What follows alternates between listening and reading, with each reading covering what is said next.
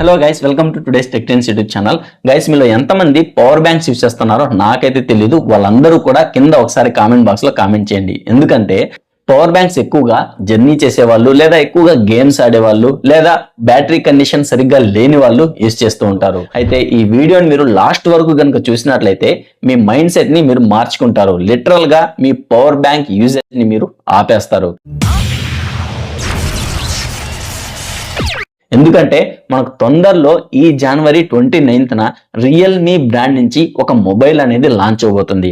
ఆ మొబైల్లో battery capacity కనుక చూసినట్లయితే మీ మైండ్ అనేది బ్లో అయిపోతుంది. మొబైల్ ఫోన్ ఎరా స్టార్ట్ అయినప్పటి నుంచి ఇప్పటి వరకు 4000 mAh నుంచి స్టార్ట్ అయ్యి 5000, 6000, 7000 అండ్ 8000 కి కొంచెం నియర్ గా ఉండే mAh బ్యాటరీస్ ని కూడా చూసాము. కానీ వీటన్నింటిని బ్రేక్ చేసి వీళ్ళు ఎక్కువగా ఒక హ్యూజ్ కెపాసిటీతో ఈ మొబైల్ ని లాంచ్ చేయబోతున్నారు. అండ్ మోడల్ నేమ్ గురించి వెయిట్ చేస్తున్నారు. రియల్మీ నుంచి రియల్మీ P4 పవర్ 5G పేరులోనే మెన్షన్ చేశారు పవర్ అనేసి. సో ఆ పవర్ కి తగ్గట్టుగానే 10,001 mAh బ్యాటరీతో ఈ మొబైల్ ఫోన్ ని లాంచ్ చేస్తున్నారు అనమాట.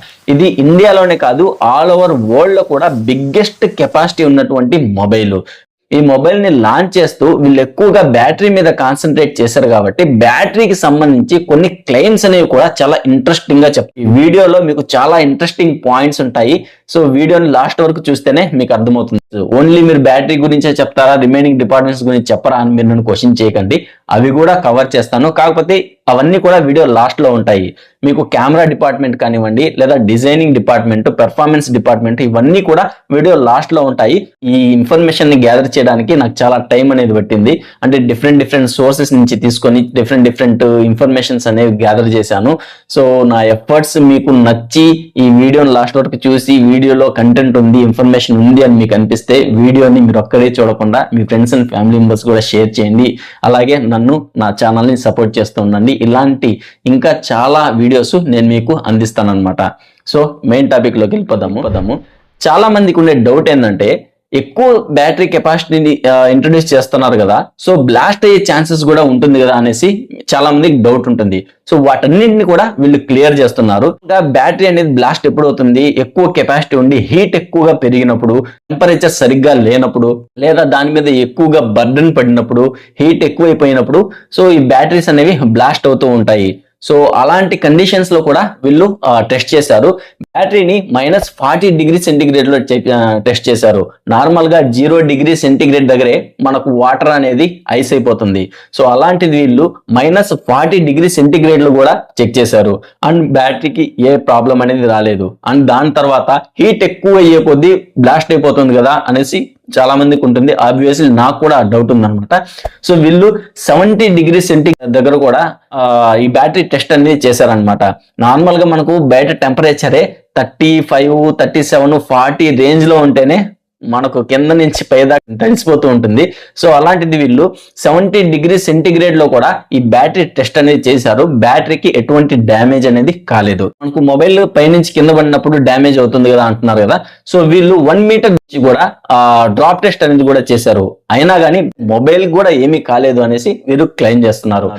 ఇంకో మెయిన్ ఇంట్రెస్టింగ్ థింగ్ ఏంటంటే, వీళ్ళు ఈ బ్యాటరీకి 4 years వరకు గ్యారంటీ ఇస్తున్నారు. 4 years వరకు కూడా 80% బ్యాటరీ అనేది మినిమం ఇది మెయింటైన్ చేస్తుంది. 80% కంటే కనుక తగ్గినట్లయితే మేము ఫుల్ బ్యాటరీని రీప్లేస్ చేస్తాము అనేసి గ్యారంటీని కూడా ఇస్తున్నారు. ఇప్పటిదాకా చెప్పింది 1 కేటగిరీ ఆఫ్ ప్రాబ్లమ్స్ అనుకుంటే, సెకండ్ కేటగిరీ ప్రాబ్లమ్స్ కూడా చూద్దాము. హై కరెంట్ వచ్చినా, లేదా high voltage, short circuit, temperature ఎక్కువ అయిపోయినా కానీ బ్యాటరీకి ఎటువంటి డ్యామేజ్ అనేది జరగదు. ఎందుకు అంటే ఈ బ్యాటరీలో మేము smart power disconnect protection layer అనేది యూజ్ చేసాము అనేసి చెప్తున్నారు. సో ఇదేం చేస్తుందంటే, ఈ కండిషన్స్ లో short circuit, high voltage, high current, temperature ఎక్కువైపోతే దీంట్లో ఉండే లేయర్ ఏం చేస్తుందంటే ఆటోమేటిక్ గా ఈ పవర్ ని డిస్కనెక్ట్ చేస్తుంది. దీనివల్ల బ్యాటరీకి ఎటువంటి డ్యామేజ్ కాదు, బ్యాటరీ అనేది బ్లాస్ట్ కాదు అనేసి వీళ్ళు చెప్తున్నారు. అండ్ బ్యాటరీ కెపాసిటీ ఎక్కువ కాబట్టి ఉబ్బిపోయే ఛాన్స్ ఉంది కదా, బెండ్ అయ్యే ఛాన్స్ ఉంది కదా, సో అప్పుడు పగులుతుందేమో అనేసి చాలా మంది అనుకుంటారు. సో ఈవెన్ వాళ్ళు బ్యాటరీని బెండ్ చేసి కూడా టెస్ట్ చేశారు. అయినా కానీ బ్యాటరీ అనేది బ్లాస్ట్ కాలేదు. అండ్ ఎక్కువసేపు ఛార్జింగ్ పెట్టడం వల్ల కూడా బ్యాటరీ హీట్ అయిపోయి బ్లాస్ట్ అవుతుంది అనేసి మీరు అడగొచ్చు. ఈవెన్ ఆ కండిషన్ లో కూడా వీళ్ళు పర్ డేస్ కింద అలాగే ఛార్జింగ్ ని పెట్టి వదిలేసి కూడా టెస్ట్ చేశారు, అయినా బ్యాటరీకి ఏం కాలేదంట. బ్యాటరీ హెల్త్ ని ఇంప్రూవ్ చేసేందుకు నెక్స్ట్ జనరేషన్ సిలికాన్ యానోడ్ టెక్నాలజీని దీంట్లో ఇంట్రడ్యూస్ చేశారు. దీని వల్ల ఏంటంటే బ్యాటరీ పర్సంటేజ్ అంటే ఆ బ్యాటరీ హెల్త్ అనేది ఒక 30% ఎక్కువగా ఇంప్రూవ్ అయ్యింది అనేసి చెప్తున్నారు. అండ్ ఇంకో మెయిన్ ఇంట్రెస్టింగ్ థింగ్ ఏంటంటే ఇప్పటి వరకు నేను ఏవైతే బ్యాటరీస్ ని చూసానో వాటన్నిటికీ కూడా ఒక కేబుల్ లాగా వచ్చి ఎక్కడో మనకు కనెక్ట్ చేస్తూ ఉంటారనమాట. కానీ ఈ బ్యాటరీకి ప్యాక్ ప్రొటెక్షన్ లేయర్ అనేది యూజ్ చేశారు. సో దీనికి ఎటువంటి కేబుల్స్ కానీ ఎటువంటి వైర్స్ కానీ ఏమీ ఉండవు, డైరెక్ట్ గా ఆ పొజిషన్ కి ఫిక్స్ అయ్యేటట్టుగా ఇది కరెక్ట్ గా సెట్ అయిపోతుంది. దీనివల్ల ఏంటంటే థ్రెడ్స్ లూజ్ అవ్వడం కానీ లేదా కేబుల్స్ లూజ్ అవ్వడం కానీ ఇలాంటివి ఏమీ ఉండవు. దీనివల్ల పవర్ డెలివరీ అంటే పవర్ ఎఫిషియెంట్ గా ప్రాసెస్ అవుతుంది, అలాగే బ్యాటరీ హెల్త్ కూడా బాగుంటుంది అనేసి వీళ్ళు చెప్తున్నారు. ఇప్పటి వరకు మనం ఏవైతే బ్యాటరీస్ వేరే మొబైల్స్ లో చూసామో వాటిల్లో బ్యాటరీ కెపాసిటీ పెరిగే కొద్దీ మనకు సైజు కూడా పెరుగుతుంది, విడ్త్ కూడా పెరుగుతుంది, అలాగే వెయిట్ కూడా పెరుగుతుంది. కానీ వీళ్ళు తీసుకొచ్చిన ఈవెన్ అది 10,001 mAh బ్యాటరీ అయినా కానివ్వండి, చాలా స్లిమ్ గా చాలా చాలా తక్కువగా ఈ బ్యాటరీ అనేది తీసుకొచ్చారు. మీరు హోల్ మీద మొబైల్ మొత్తం మీద వెయిట్ కనుక చూసుకున్నట్లయితే ఓన్లీ 216 grams వరకు మాత్రమే ఈ వెయిట్ అనేది ఉంటుంది. ఇది ఎలా తీసుకొచ్చారో నాకైతే అర్థం కాలేదు. అండ్ వేరే మొబైల్స్ లో ఉండే నార్మల్ బ్యాటరీస్ లో కనుక చూసుకున్నట్లయితే మనకు ఛార్జింగ్ సైకిల్స్ అనేవి 1200 వరకు మాత్రమే ఉంటాయి. కానీ వీటిలో 1650 ఛార్జింగ్ సైకిల్స్ ని యూజ్ చేశారు అనేసి చెప్తున్నారు. అండ్ మీరు రన్ టైం కానివ్వండి, అంటే మ్యూజిక్ కానివ్వండి, లేదా గేమ్స్ కానివ్వండి, లేదా మీరు కాల్స్ ఎక్కువగా మాట్లాడుతున్నా కానివ్వండి, ఈజీగా మీకు 1.5 day వరకు ఛార్జింగ్ అనేది వస్తుంది. అండ్ వీళ్ళు క్లెయిమ్ చేసిన వాటిలో నాకు ఇంకో ఇంట్రెస్టింగ్ థింగ్ ఏమనిపించిందంటే iPhone 16 Pro ని కూడా మీరు 50% బ్యాటరీని 27 minutes లో ఛార్జ్ చేయొచ్చు అని చెప్పారు. అండ్ స్మార్ట్ వాచెస్ ని 14 times ఛార్జ్ చేయొచ్చు, TWS అయితే 12 times ఛార్జ్ చేయొచ్చు. ఇవన్నీ ఛార్జ్ చేసిన తర్వాత కూడా మీకు బ్యాటరీ 1 full day వర్క్ అవుతుంది అనేసి చెప్తున్నారు. నాకు నిజంగా అర్థం కావట్లేదు వీళ్ళు ఏం చెప్తున్నారో. అరచేతుల్లో ఆకాశాన్ని నక్షత్రాలని చూపించేస్తున్నారు.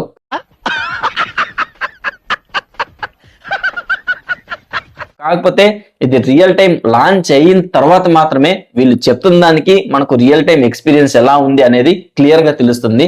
చాలా చెప్పారు, చెప్పే పని అయితే ఫుల్ బ్యాటరీ రీప్లేస్మెంట్ అన్నారు, డిఫరెంట్ ఛార్జింగ్ టెస్ట్లు చేశాను, -40 degrees +70 degrees, అలాగే battery bending test, 1 meter drop test చాలా చేశారని చెప్తున్నారు. కానీ మనకు ఫైనల్లీ ఈ మొబైల్ లాంచ్ అయిన తర్వాత మాత్రమే వీటన్నింటి గురించి ఒక క్లారిటీ అనేది వస్తుంది. సో గైస్, ఇవి బ్యాటరీకి సంబంధించినటువంటి విషయాలు. అండ్ ఇంకో మెయిన్ థింగ్ మర్చిపోయాను, దీంట్లో fast charging 80 watts fast charging అనేది ఇది సపోర్ట్ చేస్తుంది అనేసి చెప్తున్నారు. సో ఇవి బ్యాటరీకి సంబంధించినటువంటి విషయాలు. ఇప్పుడు అదర్ డిపార్ట్మెంట్స్ గురించి మాట్లాడుకుందాము. So first of all design పరంగా చూసినట్లయితే సో ఈ మొబైల్ మనకు 3 కలర్స్ లో అవైలబుల్ లో ఉంటుంది. ఒకటి ట్రాన్స్ ఆరెంజ్, ట్రాన్స్ సిల్వర్, ట్రాన్స్ బ్లూ. ఈ మూడిట్లో నాకు కొంచెం బ్లూ కలర్ ఇష్టం కాబట్టి సో నాకు ఆబ్వియస్లీ బ్లూ కలర్ కొంచెం బాగా అనిపిస్తుంది. అండ్ బ్యాక్ ప్యానల్ వచ్చేసి ప్యూర్ మ్యాటీ బ్యాక్ ప్యానల్ అయితే దీంట్లో యూజ్ చేశారు. అండ్ డిస్ప్లే గురించి మాట్లాడుకుంటే 6.78 inches క్వాడ్ కర్వ్డ్ AMOLED డిస్ప్లేని దీంట్లో తీసుకొచ్చారు విత్ 144 Hz రిఫ్రెష్ రేట్ తో. అండ్ 6500 nits వరకు కూడా ఇది పీక్ బ్రైట్నెస్ ని డెలివర్ చేస్తుంది. ఇది బోత్ గేమింగ్ కి అండ్ స్క్రోలింగ్ కి కూడా కొంచెం స్మూత్ పర్ఫార్మెన్స్ అనేది ఇస్తుందని చెప్తున్నారు. అండ్ ఇప్పుడు కెమెరా డిపార్ట్మెంట్ గురించి మాట్లాడుకుంటే 50 మెగాపిక్సెల్ మెయిన్ కెమెరా ఉంటుంది. దీంట్లో Sony IMX882 optical image stabilisation ని యూజ్ చేశారు. అండ్ అలాగే 8 megapixel ultra wide angle camera ఉంటుంది. అండ్ 2 మెగాపిక్సెల్ వచ్చేసి depth or macro sensor camera అనేది ఉంటుంది. ఇప్పుడు గేమింగ్ అండ్ పర్ఫార్మెన్స్ గురించి మాట్లాడుకుంటే దీంట్లో మనకు మీడియాటెక్ డైమెన్సిటీ 7400 అల్ట్రా ప్రాసెసర్ అయితే తీసుకొని వచ్చారు with hyper vision plus AI chip తో. సో దీనివల్ల మనకు గేమ్స్ అనేవి కొంచెం స్మూత్ గా హ్యాండిల్ అవుతుంది. అండ్ కూలింగ్ సిస్టమ్ కూడా కొంచెం బాగుంటుంది. అండ్ గేమ్స్ వచ్చేసి 90 FPS వరకు హ్యాండిల్ చేస్తుంది. సో అకార్డింగ్ టు ఈ ప్రాసెసర్ కి సంబంధించి ఇది పర్ఫెక్ట్ గా గేమర్స్ కోసమే అంటే నో అనే నేను చెప్తాను. అంటే నా పర్సనల్ ఒపీనియన్ నో అనే చెప్తాను.